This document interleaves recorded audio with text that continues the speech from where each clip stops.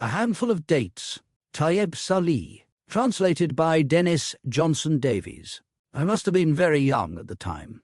While I don't remember exactly how old I was, I do remember that when people saw me with my grandfather, they would pat me on the head and give my cheek a pinch, things they didn't do to my grandfather.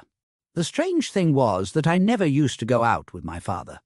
Rather, it was my grandfather who would take me with him wherever he went, except for the mornings when I would go to the mosque to learn the Quran. The mosque, the river, and the fields, these were the landmarks in our life. While most of the children of my age grumbled at having to go to the mosque to learn the Quran, I used to love it. The reason was, no doubt, that I was quick at learning by heart, and the Sheikh always asked me to stand up and recite the chapter of the Merciful whenever we had visitors, who would pat me on my head and cheek, just as people did when they saw me with my grandfather.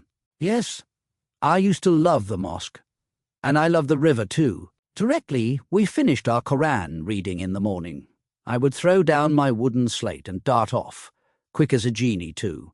My mother hurriedly swallow down my breakfast and run off for a plunge in the river. When tired of swimming about, I would sit on the bank and gaze at the strip of water that wound away eastwards and hid behind a thick wood of acacia trees. Loved to give rein to my imagination and picture to myself a tribe of giants living behind that wood, a people tall and thin, with white beards and sharp noses, like my grandfather. Before my grandfather ever replied to my many questions, he would rub the tip of his nose with his forefinger. As for his beard, it was soft and luxuriant, and as white as cotton. Wool. Never in my life have I seen anything of a purer whiteness, or a handful of dates 91 greater beauty. My grandfather must also have been extremely tall, for I never saw anyone in the whole area address him without having to look up at him, nor did I see him enter a house without having to bend so low that I was put in mind of the way the river wound round behind the wood of acacia trees. I loved him, and would imagine myself, when I grew to be a man, tall and slender like him, walking along with great strides.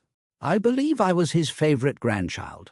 No wonder, for my cousins were a stupid bunch, and I, so they say, was an intelligent child. I used to know when my grandfather wanted me to laugh, when to be silent. Also, I would remember the times for his prayers, and would bring him his prayer rug and fill the ewer for his ablutions without his having to ask me. When he had nothing else to do, he enjoyed listening to me reciting to him from the Quran in a lilting voice, and I could tell from his face that he was moved. One day, I asked him about our neighbour Masood. I said to my grandfather, "I fancy you don't like our neighbour Masood," to which he answered, having rubbed the tip of his nose, "He's an indolent man, and I don't like such people." I said to him, "What's an indolent man?" My grandfather lowered his head for a moment. Then, looking across at the wide expanse of field, he said, "Do you see it, stretching out from the edge of the desert, up to the Nile bank? 100 feddans. Do you see all those date palms, and those trees? Sant, acacia, and sile. All this fell into Masood's lap, was inherited by him from his father." Taking advantage of the silence that had descended upon my grandfather, I turned my gaze from him to the vast area defined by his words. "I don't care," I told myself, "who owns those date palms, those trees, or this black cracked earth. All I know is that it's the arena for my dreams and my playground." My grandfather then continued, "Yes, my boy, 40 years ago all this belonged to Masood. 2/3 of it is now mine." This was news to me, for I had imagined that the land had belonged to my grandfather ever since God's creation. I didn't own a single feddan when I first set foot in this village. Masood was then the owner of all these riches. The Sembulan Pulu Dua Tayeb Salih. Position has changed now, though, and I think that before Allah calls to him, I shall have bought the remaining third as well. I do not know why it was. I felt fear at my grandfather's words, and pity for our neighbour Masood. How I wished my grandfather wouldn't do what he'd said. I remembered Masood's singing, his beautiful voice, and powerful laugh that resembled the gurgling of water. My grandfather never used to laugh. I asked my grandfather why Masood had sold his land. Women. And from the way my grandfather pronounced the word, I felt that women was something terrible. Masood, my boy, was a much married man. Each time he married, he sold me a feddan or two. I made the quick calculation that Masood must have married some 90 women. Then I remembered his 3 wives, his shabby appearance, his lame donkey and its dilapidated saddle, his jalaba with the torn sleeves. I'd all but rid my mind of the thoughts that jostled in it when I saw the man approaching us, and my grandfather and I exchanged glances. "We'll be harvesting the dates today," said Masood. "Don't you want to be there?" I felt, though, that he did not really want my grandfather to attend. My grandfather, however, jumped to his feet, and I saw that his eyes sparkled momentarily with an intense brightness. He pulled me by the hand, and we went off to the harvesting of Masood's dates. Someone brought my grandfather a stool covered with an ox hide, while I remained standing. There was a vast number of people there, but though I knew them all, I found myself, for some reason, watching Masood. Aloof from the great gathering of people he stood, as though it were no concern of his, despite the fact that the date palms to be harvested were his own. Sometimes his attention would be caught by the sound of a huge clump of dates crashing down from on high. Once he shouted up at the boy, perched on the very summit of the date palm, who had begun hacking at a clump with his long, sharp sickle, "Be careful you don't cut the heart of the palm." No one paid any attention to what he said, and the boy, seated at the very summit of the date palm, continued, quickly, a handful of dates 93, and energetically, to work away at the branch with his sickle till the clump of dates began to drop like something descending from the heavens. I, however, had begun to think about Masood's phrase, "the heart of the palm." I pictured the palm tree as something with feeling, something possessed of a heart that throbbed. I remembered Masood's remark to me when he had once seen me, playing about with the branch of a young palm tree.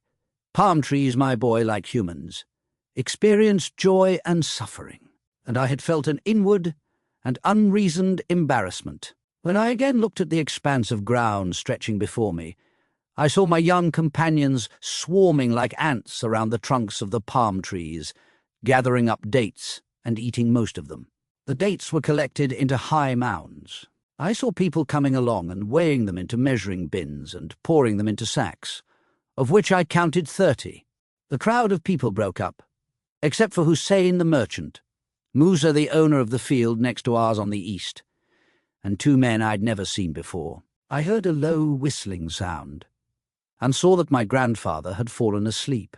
Then I noticed that Masood had not changed his stance, except that he had placed a stalk in his mouth, and was munching at it like someone surfeited with food, who doesn't know what to do with the mouthful he still has. Suddenly my grandfather woke up, jumped to his feet, and walked towards the sacks of dates. He was followed by Hussein the merchant, Musa the owner of the field next to ours, and the 2 strangers.